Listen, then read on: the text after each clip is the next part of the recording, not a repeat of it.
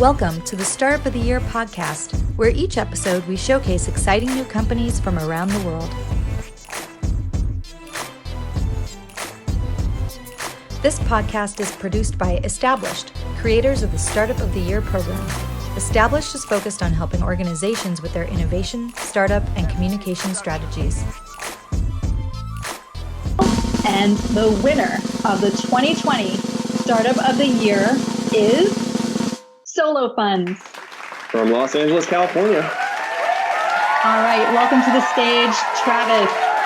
All right, let's bring Travis back here. Congratulations, Travis. Congratulations. Thank you so much. Super excited. 2020 Startup of the Year. You're going to get one of these puppies too. I love it. We are so thankful. Thank you to the judges. Thank you to Established. Thank you to everyone. We really appreciate this opportunity and are so thankful to be a winner amongst such a great group of other companies. I hope the other founders, we can stay in touch, but really excited to be amongst this group. Oh, great. And we will help make that happen. We want to bring you back. Like we've got, all week we've had different founders from our alumni come back and share their thoughts and journey along with, at the different sessions. So we're going to continue to do that and obviously continue as much as we can to help you along the way and with your journey. So we're excited to have you as part of our alumni and obviously our winner, and look forward to being a part of the journey. Yeah. Thank you so much. Wow, that was very exciting. I think it's a good place to start here with a very special episode of our podcast where I'll be recapping some of the highlights from our 2020 Startup of the Year Summit. Hello, everybody, and welcome back to the Startup of the Year podcast. I'm Frank Gruber, the co-CEO of Established, as well as the company behind Established Ventures and Startup of the Year podcast, obviously, and the program. So, fresh off the adrenaline rush from 2020 Summit, I wanted to come back and share a recap with you all, for those of you that didn't get to attend. Before we jump into that recap, though, we'd like to dive in with some updates, some thoughts, some advice from some of the Established team members. First up, Rich Maloy. He's the VP of Engagement at Established. He's also part of Established Ventures. He's going to share some tips for our startup founders listening with the VC Minute. Hi, this is Rich Maloy with Established Ventures, bringing you the VC Minute. Quick advice to help startup founders fundraise better. Let's talk about treating your fundraise like a sales process. At its core, selling and fundraising are very similar. In both cases, you are asking an individual or a company to give you money in exchange for something of value. In both cases, you are competing for a limited pool of capital from people with limited time that have a wide selection of choices available to them. Treating your fundraise like a sales process does not mean that you need to be a salesperson. What it does mean is that you should be organized, because that organization gives you focus. You should have a system that you use to track potential investors, and it could be as simple as a spreadsheet or as involved as a fundraising-specific CRM. Having this organized approach will make it easier for you to focus your energy.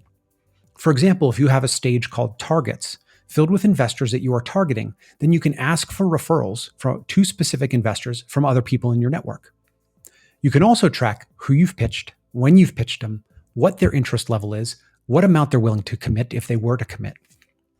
Even just the visual representation of seeing this, of how many investors are in different stages, can help direct your energies for that next set of emails or meeting requests. Organization brings focus, and focus turns soft-circled VCs into committed capital. That's all for the VC Minute. Back to you, Frank. Thanks, Rich. Really appreciate it. Next up, we've got our Director of Partnerships, Jacqui Dietrich, who's going to share some updates from our partner programs. Hey everyone, it's Jacqui Dietrich from the partnership team here at Established. I'm excited to be back with news for you from our partners. For women founders, you should know about iFund Women. It's a place where you can raise debt-free capital. They have tons of great workshops and guides that are all about combining capital, coaching, and connections. That's really unique to this platform. They also have a crowdfunding e-course, so stop by their website to check that out. If you're a military spouse entrepreneur, we're huge fans of AMSE, the Association of Military Spouse Entrepreneurs, that connects you to tools and resources needed to become successful in launching and growing your business. This global network has over 1,000 members, access to 20 or more digital and live events every month where you can meet other military spouse entrepreneurs. They also have a directory to Hispanic and Latinx owned businesses that you can find at their site when you stop by to check out your community chapter by location. And if you're into sports tech, be sure to check out the new Accelerator by Boomtown. It's in partnership with Comcast Universal. The application is open now. It's a 3-month program with $50,000 in capital and $1.7 million in perks. We'd love to elevate the organization that has supported you or the fund that's invested in you. If you'd like to nominate a partner for the Startup of the Year Network, please do drop me a note. All the info is in the show notes. All right, thanks, team. Great information as always. Now I wanted to share, everyone that's listening out there, if you want to get involved in something that we're doing, any of these programs, including Startup of the Year, go out to www.established.us/programs. That's www.established.us/programs. There's a way to get notified when things new pop up on the radar, or maybe some of the programs that we've already been talking about. You can also go to startupofyear.com. That's our kind of main site for everything Startup of the Year as well. All right, so let's talk about the summit. If you did not attend the summit last week and really wanted to and wanted to get an update here, first off, we wanted to congratulate our big Startup of the Year winner, SoloFunds. They came home with the championship this year. Travis Holoway and his team are building a really fantastic company with a mission to provide affordable loans, or access to loans for those in need by connecting borrowers with lenders through their convenient mobile marketplace. Pretty cool kind of concept, as well as he's really got some traction as well, as it's been out there for a little bit, but he's really growing quickly. And lenders, can earn these appreciation tips where borrowers will set up their own payback terms and enjoy these same-day receipt of their funds. So pretty cool stuff. Check it out. SoloFunds is the name of it. They're out of Los Angeles, but they came through Kansas City, I believe, as well as a Techstars Accelerator as well. So looking forward to that bright future for SoloFunds, and they're going to be making an impact in the world, and I'm excited to continue to watch their journey now as a Startup of the Year champion. As part of that, they won a number of prizes and different things, but one of the things that we're looking at now is an investment from Established Ventures, our investment arm, so that's in path, and we're excited to be involved. So during the summit, we also did narrow thousands of applications down to 100 companies, and those 100 companies then were vetted down by an amazing group of judges throughout the 3 days that then came up to our top 15 companies, which included a number of great companies from all around the country. These companies included Freeman Capital, Yellow Card, Andonix, Me Tarot, Cherry Blossom Intimates, Inclusology, Griffin, Mito Material Solutions, Sweet Bio, Odolith Labs, Finmark, Genie, Oi Health, Glass, and of course SoloFunds. The judges then were able to narrow down those 15 to the top 5. And the top 5 included Finmark, which I just mentioned, out of Raleigh, who eliminates the need for a complex spreadsheet. They're kind of creating a simple-to-use platform for founders of startups to be able to create, update, and share their financial plans. So think about it. Any startup out there listening probably could benefit from checking out Finmark right now. Also, we got Glass, who was really interesting. It's software for government procurement. Really interesting take on it, and has a lot of traction as well, especially during the whole COVID pandemic. They've been able to really move quickly and help a lot of people out with procurement. Genie, which we saw at our South by Southwest event, they won that event to fast track to our semifinals, and then obviously did well there too, and ended up in our top 5.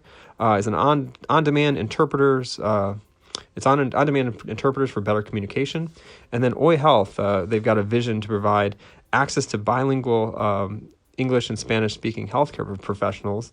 That includes doctors, nurses, psychologists, basically all those different professionals. So really interesting take there on health for those that are not insured necessarily and need to get access to these people. And of course, we had SoloFunds. They took home the championship and really did an amazing job pitching. We also this year had a special category. We had the .us Veteran Startup of the Year category, thanks to our partner .us domain, the domain .us, and had a great time vetting down companies. We had 18 companies in the top 100 that were veteran-led, and 3 in the top 5 that were veteran-led. And we're proud to announce that Genie won the $10,000 non-dilutive cash prize, which gives given to the team with the veteran-led company. It was either a veteran, spouse, or dependent. Actually happened to be their co-founder, who actually was the veteran, and really great stuff that they're doing out of DC. Now, we also had some other awards at the event as well. We had our Startup of the Year World Impact Awards, which were a number of companies that were doing amazing things to help better actually change the world. So we had Lita Health, as well as Leaf Global, Vanzilla, 70 Million Jobs, CPR Wrap, Perimeter, and Youth Enrichments. All were part of that Startup of the Year World Impact Award winners for 2020. So congrats to all there. All right, there were also honorable mentions as well. Congrats for being making it to the honorable mention component. Didn't make it to the top 15, but did a great job. Spira, Cloud Campaign, Otrify, Addie's Rentals. We had Calendar.com, Refactor, Tilt, Tip Tags, Rosie, True Genomics, Beagle Learning, Linus Medical, Target Arm, Fulcrum, and Gardeno. Congrats to all. And as we mentioned last week at the summit, we were going to announce the People's Choice Award after the summit. So people were voting online all the way leading up to and then through the summit. And we're now at that point where we've tallied up all the votes from the summit, and we're happy to announce the winner of the 2020 Startup of the Year People's Choice Award is Griffin out of Tampa Bay, Florida. Griffin is an app that is pretty cool. It's a pretty cool app that you can download. I just downloaded it myself. It allows you to invest in the companies that you buy things from. So if you can imagine, for example, I just ordered groceries at Whole Foods this morning. And, that's Amazon owns Whole Foods. So by making that purchase of my groceries, I'm now actually able to invest in Amazon thanks to that purchase. So pretty cool app. Check it out if you haven't already. You can just go get it. It's Griffin, Griffin. If you go to the App Store, you can go check it out and download it and give it a whirl. All right, so aside from the winner of the People's Choice, we also had some other categories. We had the FinTech and Security category, which the winner was just Protect. We had the Health, Wellness, and MedTech Biotech category, and the winner was Clear Child Psychology. Congrats there. The winner of the Platform Technology, AR, VR, AI, Robotics is Agility, and the Social Impact, Lifestyle, Culture, and EdTech Smart Cities category was Neolith. And congrats to all our winners. Great job. And obviously have a lot of fans out there because you had the most votes from the People's Choice Award. Thanks to everyone that voted. All right, so moving on, we want to just give a quick recap. If you didn't join the summit, there were lots of opportunities to connect. We had some amazing sessions. We had our Ask Me Anything sessions, which included VCs and thought leaders, and we had reporters like TechCrunch reporters and PR specialists, as well as our alumni spotlight, which included some of our alumni from the Startup of the Year program over the past 8 years. So amazing conversations, great knowledge shared, as well as a number of experts that all became a part of this summit. And you can go check out who those folks were over at summit.startupofyear.com. Check out the Summit Experts tab and see who everyone was. But great conversations there. We'll be dripping out some of the interviews and thoughts that were shared throughout the 3 days on the course of the next couple months, as we want to make sure some of this knowledge is shared with everyone. We also had curated office hours. We had regular office hours. People connected through our networking hallways. We had great conversations with some exciting speakers, which included Tim Draper, who's a venture capitalist, Kara Golden from Hint Water, as well as the author of the new bestseller Undaunted. We had Mike Evans, who shared an amazing story about how he took Grubhub from just getting it going all the way to IPO, and then left and biked across the country and then started his new company, Fixer. We had Rohit Bhargava, who shared some of his non-obvious megatrends. Meredith Feynman telling us how to brag better. Whitney Johnson teaching us how to disrupt ourselves. Zvi Band telling us and sharing us how to build better relationships that last, and with his story about Contactually, which ended up getting acquired by Compass. Low Tony about his new funding strategy with Plexo Capital, which spun out of GV or Google Ventures. Jimena Hartsock, who admitted on the podcast or on the show for the first time that her company Phone to Action was actually acquired, which is exciting news. So we had heard that it was breaking news at our summit. Phone to Action was acquired, which is pretty cool, and they continue to grow that product, as well as the impact that Phone to Action made, making sure that 10 million people went out and voted at the past election, which is pretty amazing work. And also Sunil Gupta shared his kind of startup stories, as well as how to become more backable, which is pretty cool. He's got a new book coming out here in February called Backable. So too many people to thank, but I wanted to quickly thank some of our sponsors. As I mentioned earlier, .us and a partnership with .us allowed us to create the new .us Veteran Startup of the Year program. We kind of share our own, supporting these underserved and under-recognized innovators, and one of those categories is veterans. So we're excited to be working with them this past year and hope to in the future as well. Nearly 20% of this year's applicants were actually veteran-led. We had 18 out of the top 100 were veteran-led startups. So that's pretty amazing numbers. And then 3 out of the top 5 were veteran-led as well. So lots of veterans this year involved in our program, and some of the top companies that came out of the program were veteran-led. We also want to thank Cloud 303 for their sponsorship and participation in the summit. Phil Sapinski actually was at the summit and gave an AMA about how to better leverage your cloud.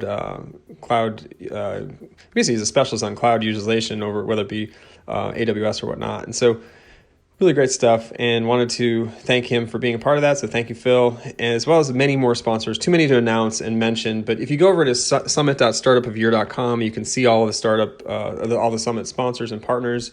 We couldn't do it without you, so thank you very much. Now, our finals was concluded on Wednesday of the summit, so the third day of the summit, and we had some amazing judges for the competition. We had Anna Mason, who's a partner at Revolution Rise of the Rest in their seed fund. We had Karen Kerr, who's the founder and managing director of Exposition Ventures, which more or less is new, but before that she was at GE Ventures and has done a lot of investments over the course of the last several years. Lo Tony, who's the founding managing partner of Plexo Capital, which I mentioned earlier, spun out of GV. Mary Grove, who's the founding partner at Bread and Butter Ventures, which previously she was at Revolution and Rise of the Rest Fund. And then also Dan Mendez, who is the founding and managing partner at NextGen Venture Partners, which is a seed stage venture fund that has invested in a number of companies and has over 1,400 venture partners, which includes myself and my co-founder, co-CEO, Jen Consavo. So excited to see these great investors come be a part of this conversation, and as well as share their knowledge and let us know what they think about these different companies, the top 5 that pitched. Rich Maloy from our team joined actually to moderate a candid conversation with these judges. And so I wanted to share that conversation because I always think you can learn from other VCs and investors and what they're thinking about and what they're seeing out there in the industry. And I thought it'd be good for the start of your audience. So let's take a listen. So that was awesome. I mean, holy cow. I don't know how, I don't know who to pick. I mean, they were such great startups. But the one thing that I love about Startup of the Year is that there's always great geographic diversity. And so this year we've got Berkeley, Washington, D.C., LA, Morristown, New Jersey, Raleigh, North Carolina in the top 5. But I feel like it's easier now as a VC to invest nationally because everybody's doing everything Zoom. This is the norm for right now. How has that been for you to invest? Have you just always invested over Zoom, or is this something new for you? It's definitely something new for me. I enjoy meeting the entrepreneur in person and visiting their facility. I think you learn a lot when you get a chance to visit their facility and see how they interact with their colleagues. So this is definitely something new. I would say it's definitely easier to take meetings. That's for sure. So probably the number of meetings I've taken has gone way up. I'm not sure that capital deployed has gone way up, but it's number of meetings has gone way up. Yeah. And so are you meeting people from areas where you normally wouldn't?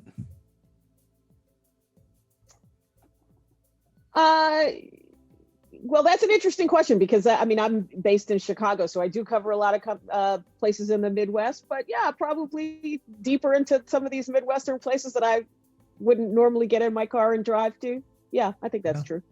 Yeah, totally. Anna, what about from the Revolution perspective? The Rise of the Rest tour is top of mind for everybody that's outside, that's inland, if you will.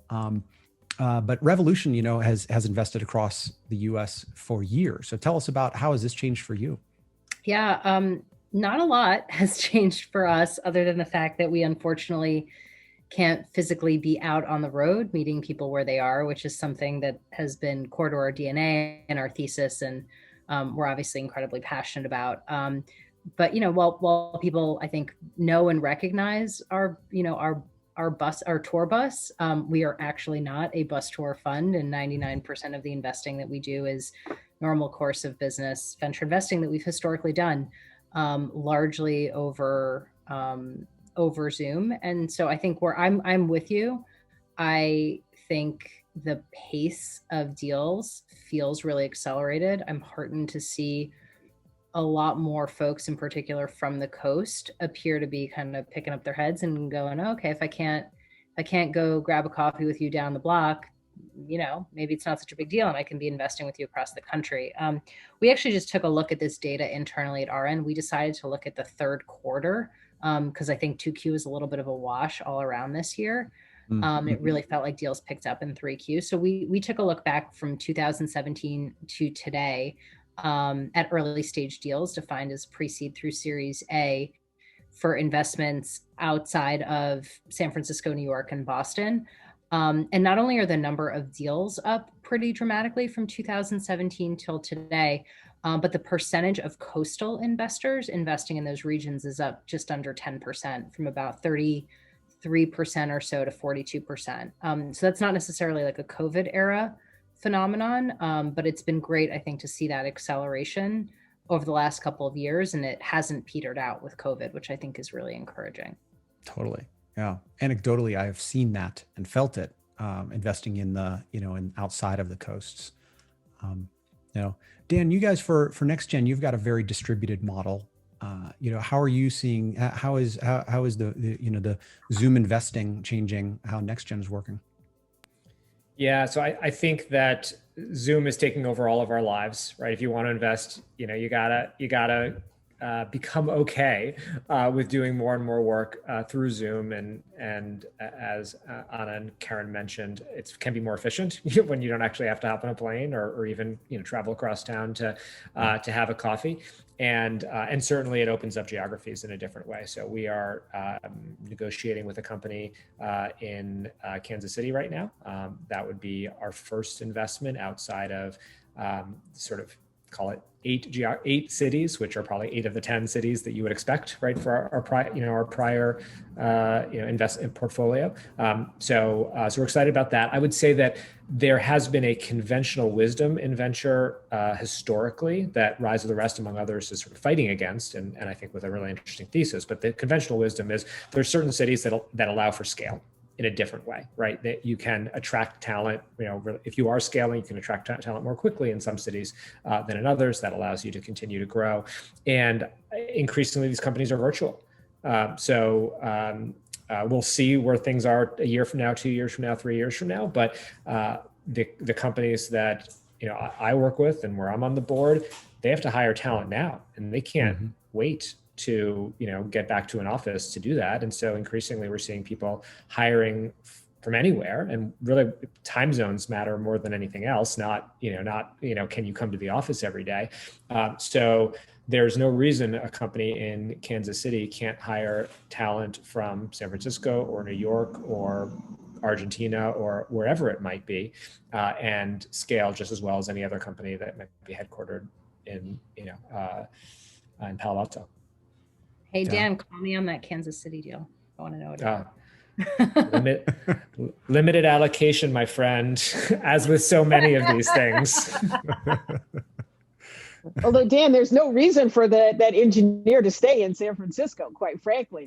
It could reasons to leave. Could move to the Midwest and have a lower cost of living.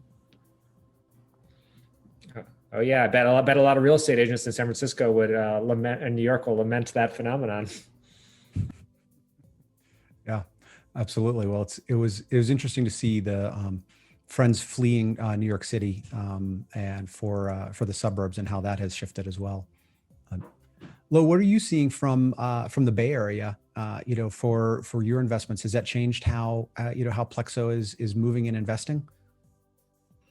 It hasn't really changed, only because we have been, pre-COVID, I think we did 3 investments directs where we hadn't met the entrepreneur in person. In fact, I think actually 4, and 2 out of those 4, we still haven't met the entrepreneur in person.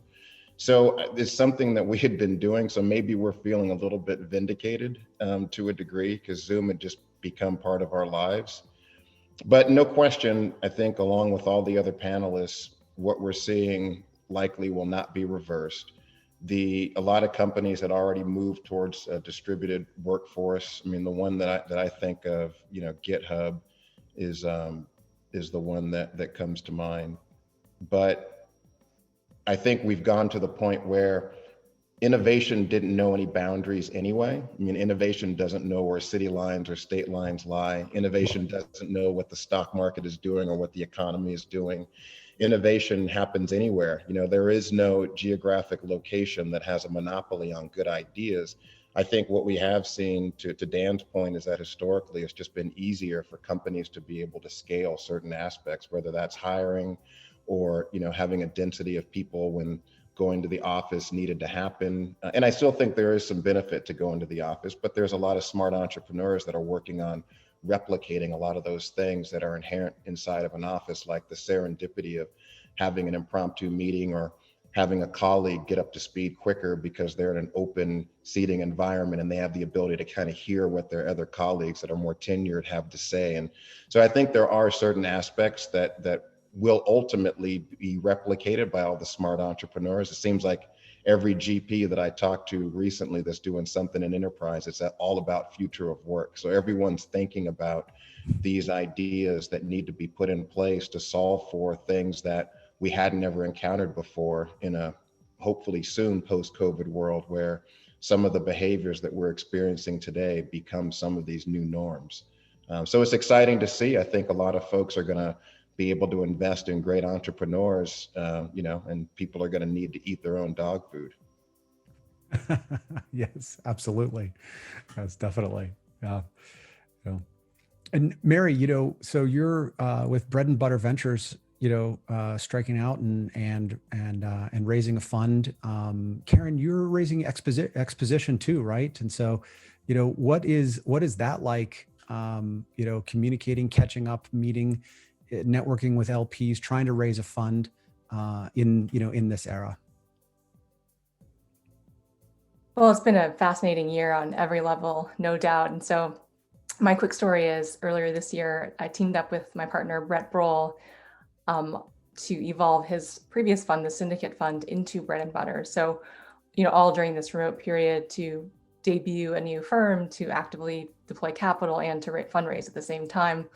It's been fascinating. But I think, for me, my personal inclination, and I grew up at Google for 15 years in highly distributed teams. The last team I was a part of and built was distributed across 17 time zones. We could only ever be together twice a year. So I think I've become very familiar and comfortable with remote work, distributed work, both directly, but also in working with entrepreneurs. And so it's been wonderful. It's been efficient. We've made 7 investments since June, all of which have been virtual. 2 of those are based in Minnesota, where we are headquartered, but we haven't met in person. And so, it's just to keep everybody as safe as possible. But I feel like the deal flow has been stronger and higher quality in both volume and diversity in every sense of that word than it's ever been. And I think it's because a lot of entrepreneurs are coming off the sidelines, and our firm Bread and Butter focuses specifically on what we think are the bread and butter sectors of the modern economy moving forward, which are food tech, health tech, and enterprise SaaS. And so that maps to our Minnesota backyard here. And so I think it's been, advantageous overall. From a fundraising perspective, that is challenging. I mean, the plus side, as somebody noted earlier, is it's easier to get meetings. People are much more willing to entertain that quick Zoom. And so part of it, as we feel for entrepreneurs too, it's relationship building, whether it's for this fund or the next one, or this round for them or the next one. It's a great time to just leverage that. I wouldn't call it downtime, but that virtual time to build more connectivity and build more relationships. Yeah, absolutely. Yeah. Wow. I love it. I definitely have seen we talked about this, or this came up earlier as well, as the speed at which fund or deals are moving, and the competition for that as well has been changing pretty dramatically. Karen, what have you been seeing for Exposition, and how has that been going? I think on the fundraising, I mean, to some extent, it's very similar to an entrepreneur trying to raise funds. At the beginning, at the beginning of COVID, I think everybody was in crisis management mode. What's happening in the portfolio? If for the venture funds, and then for the LPs, they were trying to look at what's happening in the underlying portfolios and get a sense of what to expect there. So I think that we went through a period where nobody was really doing anything. Then I think we went through a period where LPs were making investments in funds that they already had in their pipeline, where they had an opportunity to meet them. And I think now we're starting to move beyond that to like, how do you start doing investing in funds that were in your pipeline where you hadn't had a chance to meet people before? But certainly, I'm getting I'm having more meetings than I thought possible, and I think candidly, actually, probably the cost of fundraising has come down because I'm not, traveling all over the country to visit these LPs. Oh, absolutely. So, Mary, you or Dan, go ahead. I was just going to jump in that I think, Karen's absolutely right. Raising money for a fund manager there's a lot of an analogy there to a startup raising money from venture funds themselves. It's a lot of work. It takes time. Hopefully there's some empathy for entrepreneurs who have to raise money from folks like us. But I would just, echo Karen's point that I think in many ways it's easier in a COVID environment. So we had that experience where we raised half a fund pre-COVID, hit pause when it looked like, who knew what was going to happen in the world, and then waited a few months and said, what, business is sort of getting back to normal, and completed the fundraise. And it was, raising the second half was easier than raising the first half. And I think part of that was just people growing accustomed to doing business virtually. And you do lose something with that, but the pace can go faster, and there's a lot to be said on the positive side for that. Yeah, so do you think, so I'm curious to everybody here, do you think that the pace of, the way that deals are moving is because it's just easier for everybody to just hop on a Zoom and you don't have to meet in person? Or do you think it's because there's more funds from the coast coming in and participating? Or both? I think it's that later stage funds who are not as comfortable writing a $5 or $10 million check over Zoom, but are sitting on dry powder and can get really comfortable with, a handful of shots on goal with like a couple $500,000 to $2 million checks, are putting some pressure on the market. That while absolute number of deals are not up, the best deals, there's more competition for the best deals. So anecdotally, we saw a deal out of, I won't name the state because literally this is like probably one of the only companies that's going to raise this amount of funding in that state, but like multiple term sheets after the deal was locked.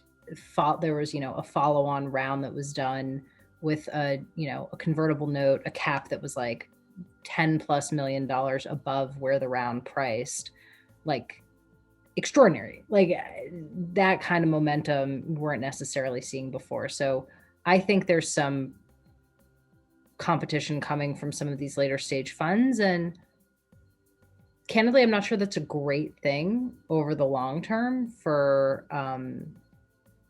the life cycle of some of these investments, because you need to make sure that there's sort of incentive alignment across the investment syndicate.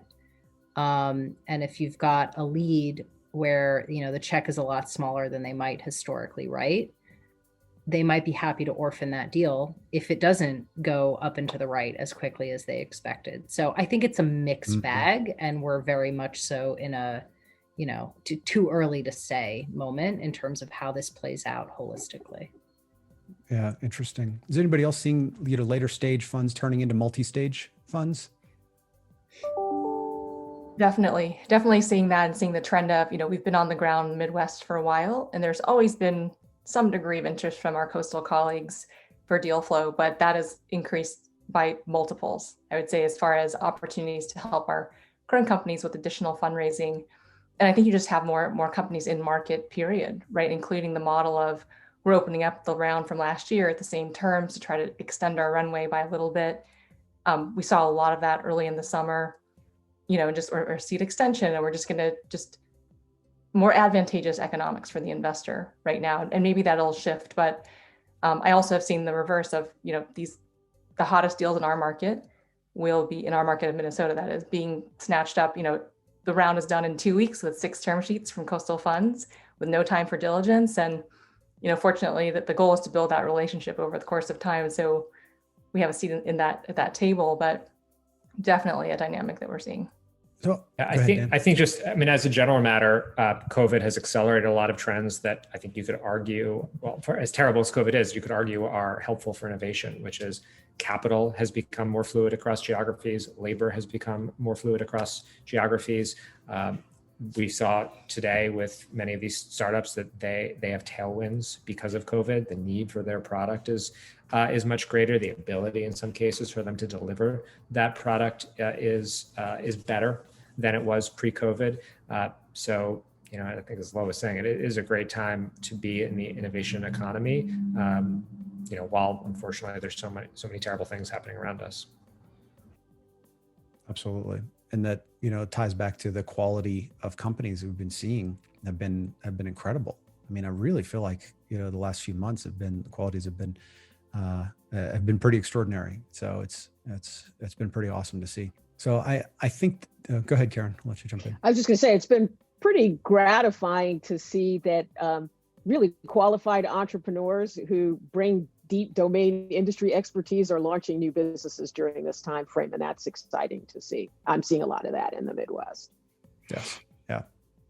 I love deep domain expertise. And, it's like what Gary Vee said at the beginning, you have to build a product that you're passionate about and that you're going to, that you care about deeply and that you're going to, transform the world with this. Because let's face it, entrepreneurship is hard. It is so hard. And we all feel for the founders and the entrepreneurs that have got to wear every single hat until they can hire one person to take one of those hats away, and then hire the next person to take one of those hats away. And then they've got to put their whole business on pause while they fundraise, and then, go out and take it all from there. So it's, it is a hard journey. It is a rewarding journey, but for those that are dedicated to it, you can't think about doing anything else.